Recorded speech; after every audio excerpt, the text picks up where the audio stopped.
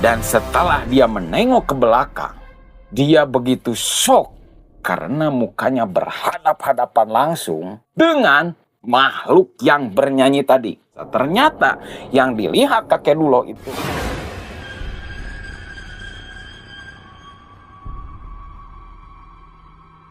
Assalamualaikum warahmatullahi wabarakatuh. Baik, apa kabar pamirsa semuanya? Di video kali ini kita cashback dulu ke zaman tahun 90-an, yang mana di tahun itu belum ada yang namanya teknologi yang seperti sekarang.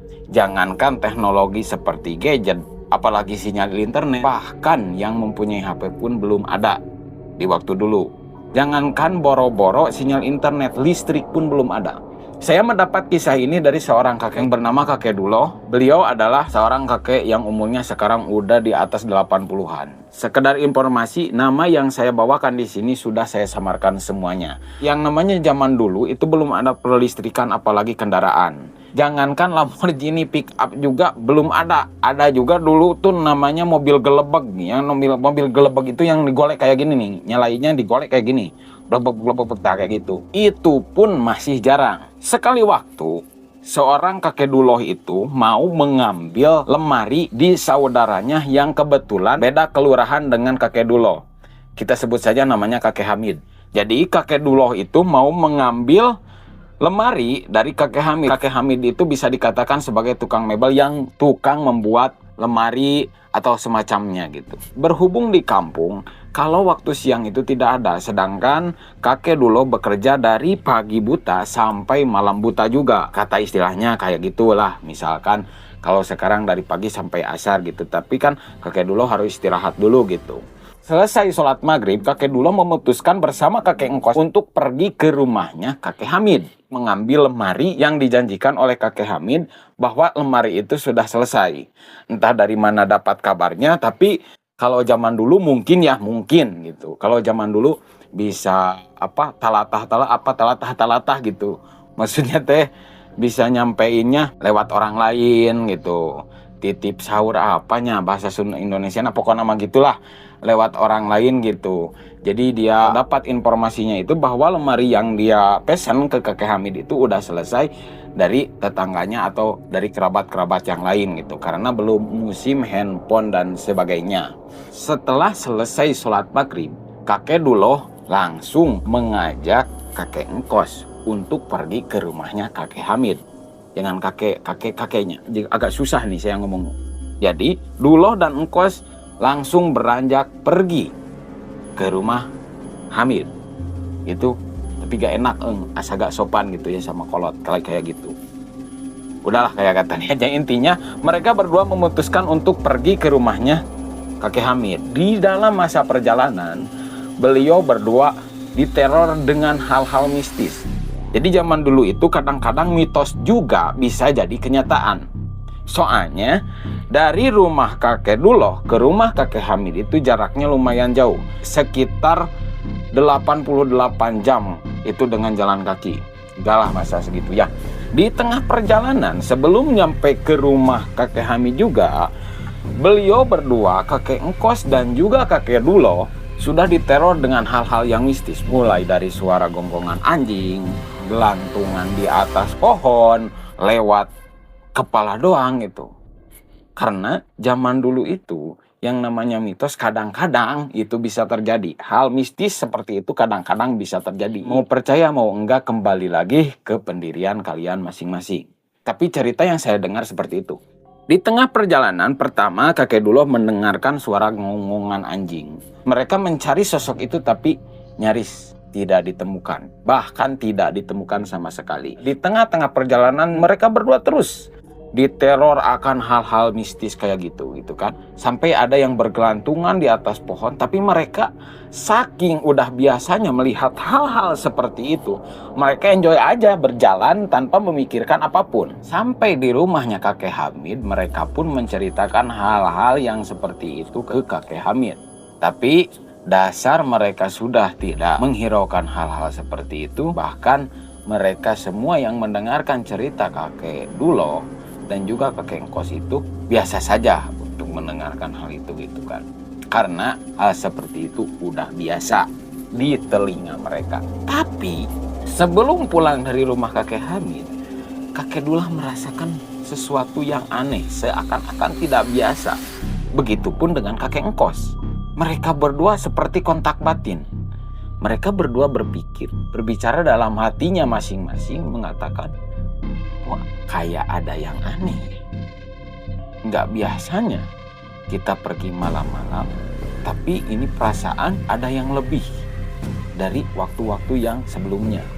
Padahal kakek Engkos dan Duloh itu sering melewati jalan itu dan sering bepergian ke kampung itu. Bukan hanya pergi ke rumahnya kakek Hamid, bahkan kakek Duloh dan kakek Engkos itu sering pergi menemui orang-orang yang ada di kampung tersebut, yaitu di kampungnya kakek Hamid.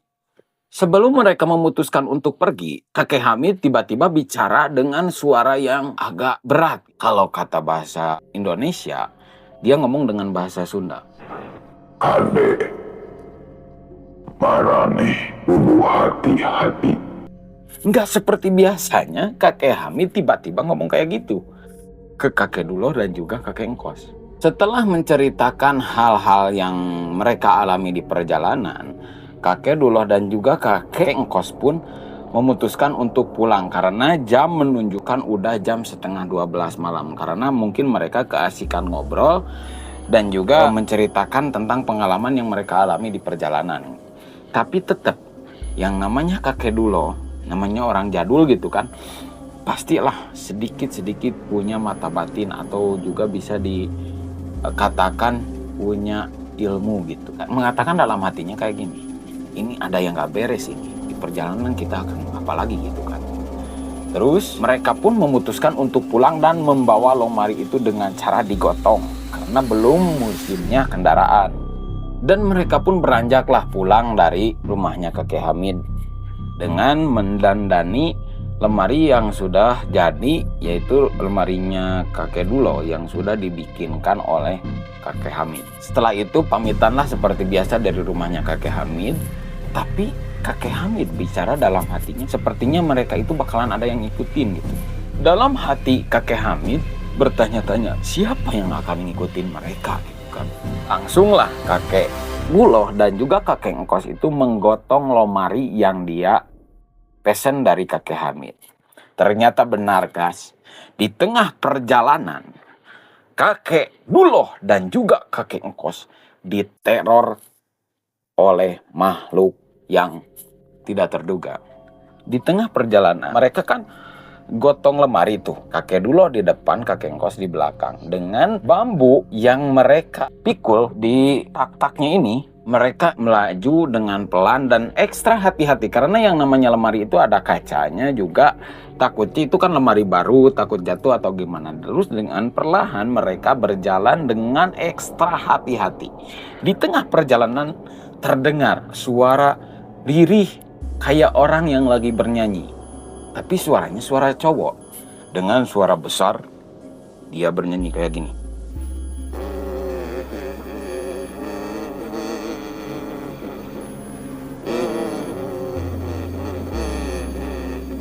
Nadanya kayak gitu guys. Terus kakek Duloh dan kakek Engkos juga terheran-heran. Ternyata mereka berdua mendengarkan suara lirihan itu, suara nyanyian itu yang kayak gitu kan. Tapi mereka berdua tidak menghiraukan hal yang seperti itu lagi. Mereka terus aja berjalan pelan-pelan. Tapi semakin jauh mereka berjalan, semakin dekat pula suara yang mereka dengar. Malah makin terdengar berada di telinga.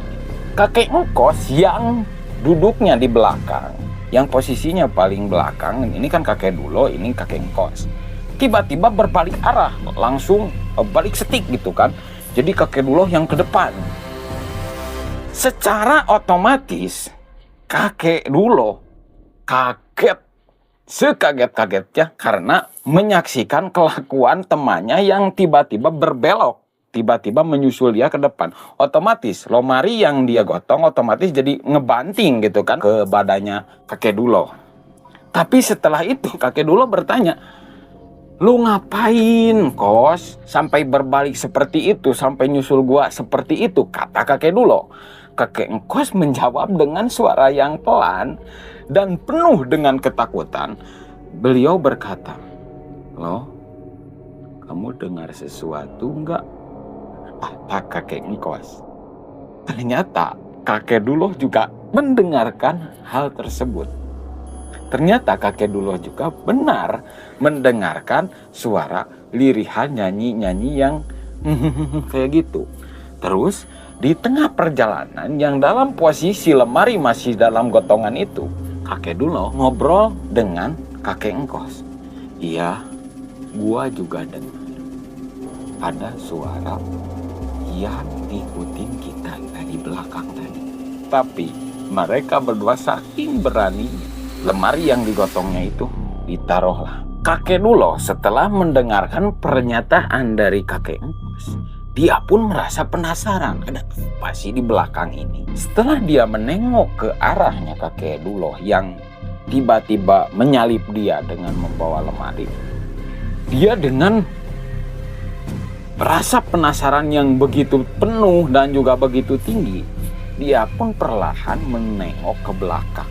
Dan setelah dia menengok ke belakang, dia begitu shock karena mukanya berhadap-hadapan langsung dengan makhluk yang bernyanyi tadi. Kebayang gak sama kalian? Gimana takutnya dan merindingnya kakek Duloh di sana.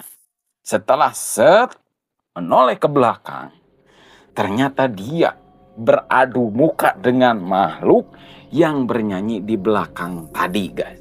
Dengan cahaya yang remang-remang, nggak terlalu terang dengan rembulan juga, nggak terlalu redup juga.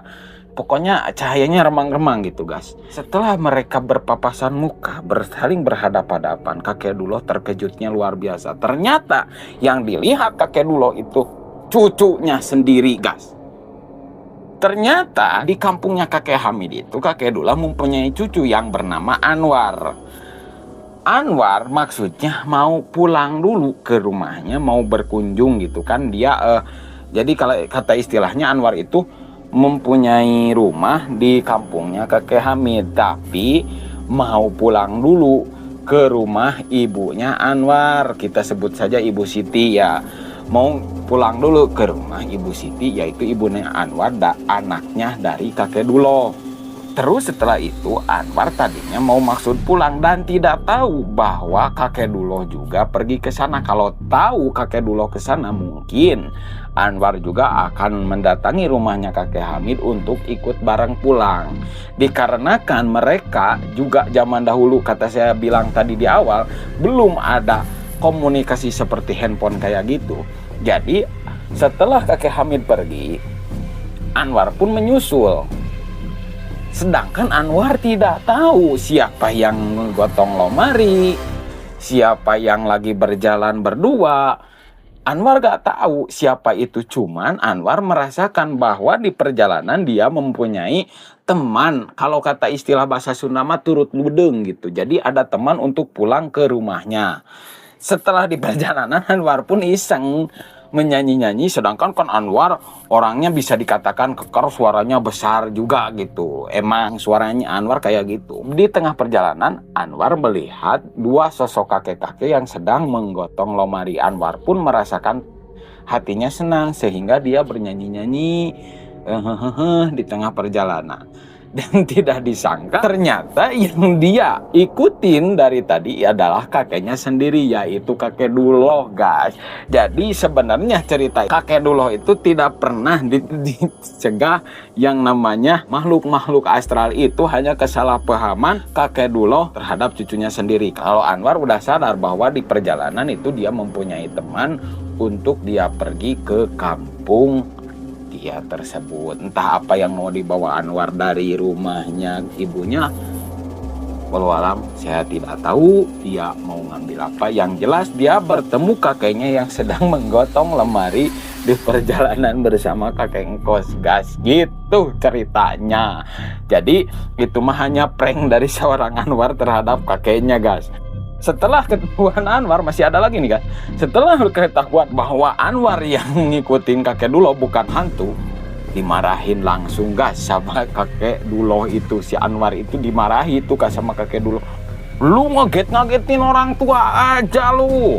Gue udah kaget dari tadi. Gue kira lu setan, gue kira lu juri, ternyata lu cucu gue. Terus Anwar pun memohon maaf. Ya maaf Ki, saya ngagetin Aki. Soalnya tadi saya agak punya teman buat pulang ke rumah ibu, mau ngambil sesuatu. Rencananya saya juga gak mau nginep, tapi barang itu sangat saya perlukan untuk besok. Jadi gitu guys ceritanya. Kakek Duloh dan kakek Engkes itu tidak pernah menemukan yang namanya hantu. Jadi sekali lagi kepada kalian semua ya, terima kasih yang sudah menonton. Jangan lupa kalau kalian suka dengan video ini, like, comment, and subscribe. Jangan lupa share juga ke teman-teman agar channel ini semakin berkembang. Mohon maaf apabila ada salah-salah kata yang tidak berkenan di hati-hati Anda semuanya. Saya Kang Uday pamit. Wassalamualaikum warahmatullahi wabarakatuh. Sampai bertemu di video berikutnya.